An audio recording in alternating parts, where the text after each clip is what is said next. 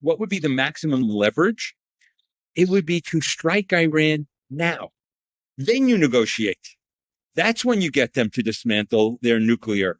That's when you get them to stop the other pathway through plutonium. That's when you get some control on ballistic missiles. That's when you're able to ask or demand better that they don't support their proxies again with any sanctions relief. Again, everything's about leverage. He's a brilliant real estate negotiator, but he's dealing with jihadists. And the only thing that they will respect is fear of losing power and credible military threats. Reporting from JerusalemForEndTimes.com, this is Brian Schrauger. Dr. Eric Mandel is one of the most interesting people I know. Not only is he a board-certified ophthalmologist who specializes in LASIK eye surgery, he's also the founder and director of the Middle East Political Information Network, MEPIN for short.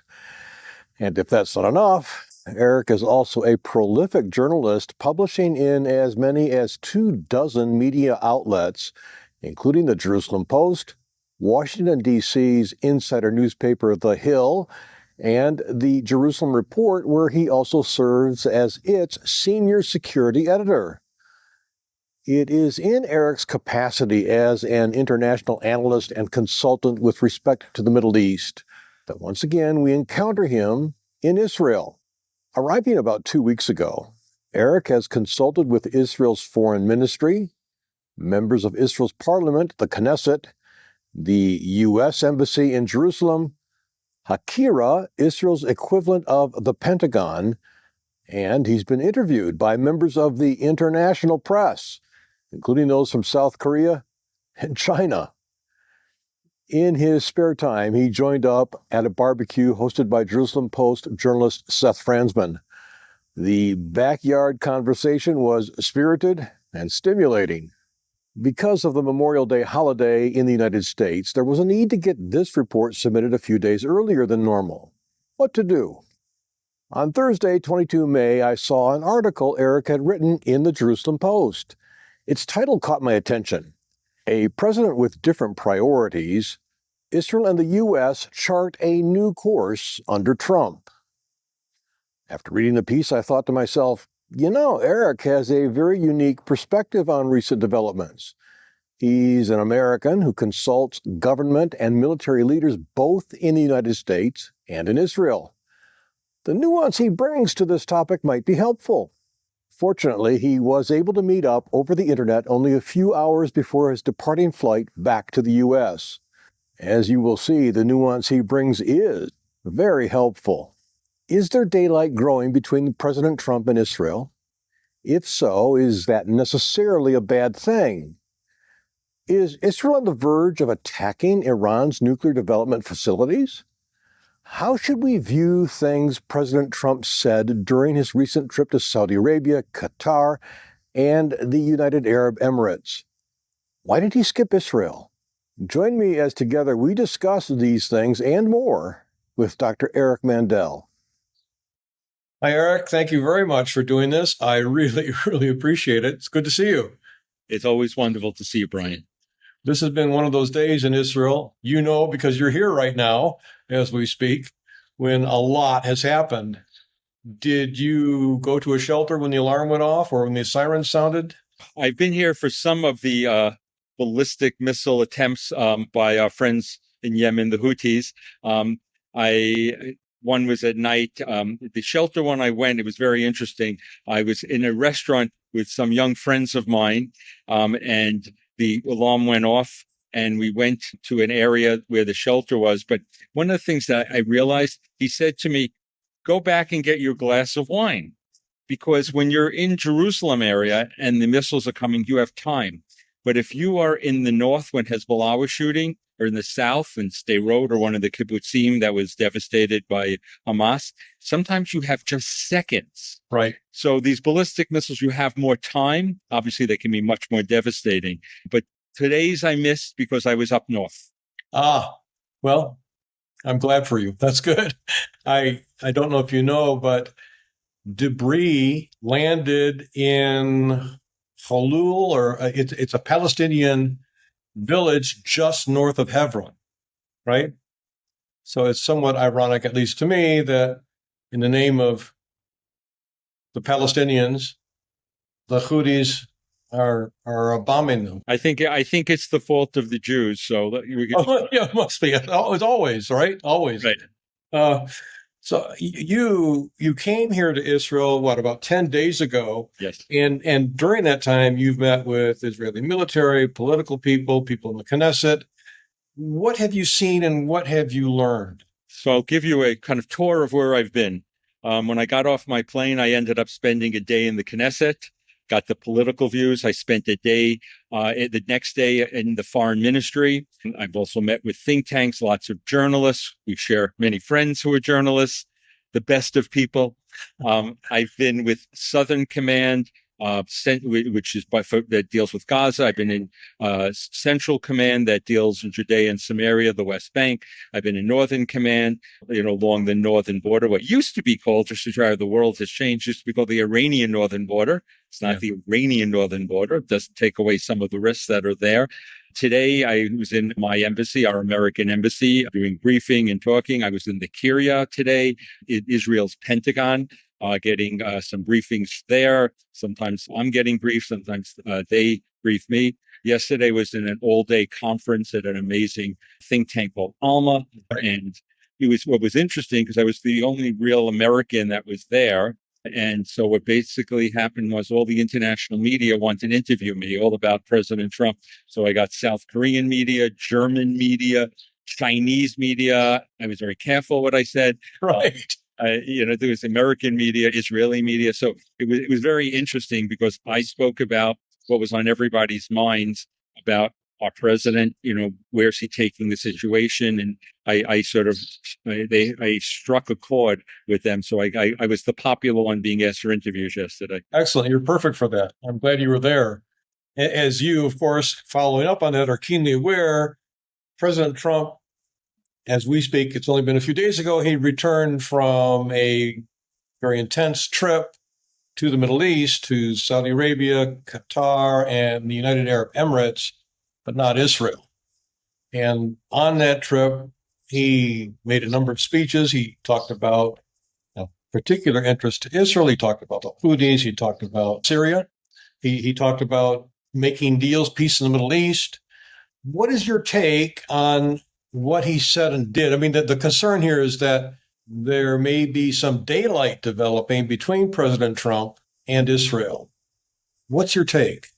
I think many people looked at Trump 1.0, the first 4 years, and saw things that he did that no American president had done, even when promised. He moved the embassy. He recognized Jerusalem as the capital. He realized Israel's security needs, that they could not ever give up the Golan Heights again, and recognized Israel's annexation. He closed the PLO offices when the PLO was doing pay for slay, incentivizing terror. He cut off funding to UNRWA, stopped America being in the Human Rights Council, that anti-Semitic body. So the expectations were very, very high for the president coming into this term. And I think the president had some different interests going on here. And we will look back in 5 years and we'll look back to see if the interests aligned and what he did. But there are some things that, because I think the expectations were so high, that we thought it would be just sort of everything from a lens of pro-Israel.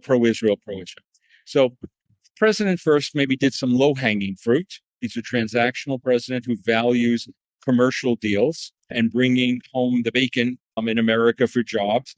And he got that in deals he made with the Emiratis, the Saudis. And I really have no problem with that. I do have some problems with the Qataris. We can talk about that after. Yeah. And that's where multi-billion-dollar deals, or his hope of trillion-dollar deals, come from. They don't come from a visit to Israel or Jordan or Egypt. Not that they're less important, but this was where he wanted to prioritize. He also started in Saudi Arabia the last time.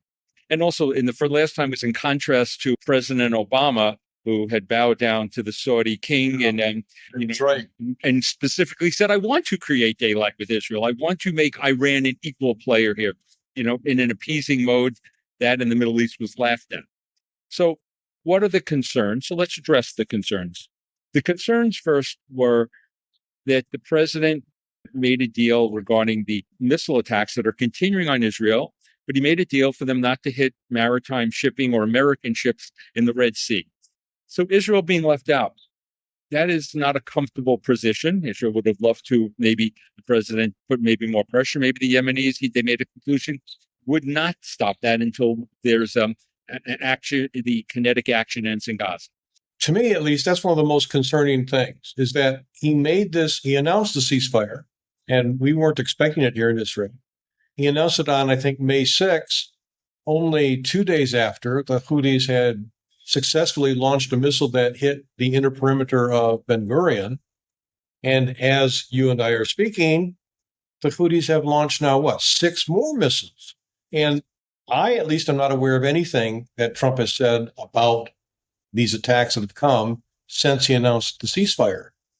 Is there a message there? Is he? Well, that's the question. On one hand, people will spin this to a certain degree. Right. They might say the president may not have said anything about this, but he didn't tell the Israelis not to respond. True. And so Israel's responded, and the Houthis have held to their part of the deal against the United States. I don't think it was our finest hour doing that. But the question is, will all the anti-missile systems that block ballistic missiles from the United States, from the Gulf countries, the ships are around from other allies there, are they going to still work when ballistic missiles are headed for Israel? So far, everything has worked. We shall see what goes on. By the way, it wasn't just the Israelis who were left out. The Brits, who were directly confronting Yemen with us, had no clue that a deal was made. So, that's a little bit of a truly America First mentality that doesn't really think about the allies until it's maybe a little too late, which I do have some problems with, but there's a lot to say on that. So the second thing that people thought might be daylight was regarding al-Shara, who used to be al-Jalani. He was the former ISIS and Al-Qaeda, right? Who's now a jihadist in a suit, maybe? Yeah.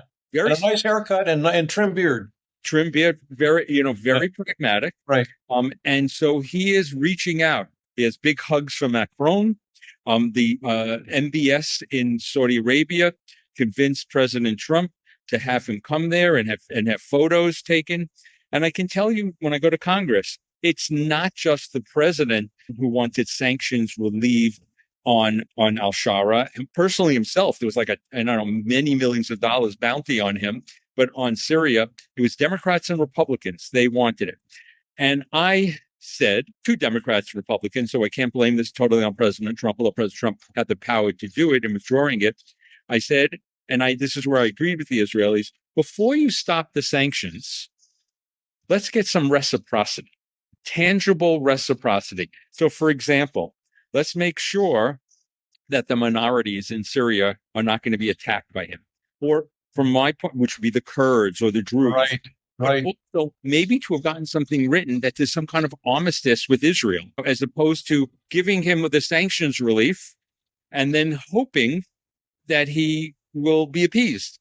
And I think he's made some gestures towards the Israelis, I think, to placate the Americans. One was returning personal effects of Eli Cohen, the famous spy. Yeah. These are lovely gestures, and I think he's beginning it. But I think we needed more before we did that. But I can tell you, whether we're talking about the House of Representatives, both the Democratic and Republican heads of the Foreign Relations Committee wanted sanctions for them. Mm-hmm. Okay. So that was another daylight place. So I'm trying to give you nuance here. Right. Clear. Yeah. Next, we'll go to Gaza.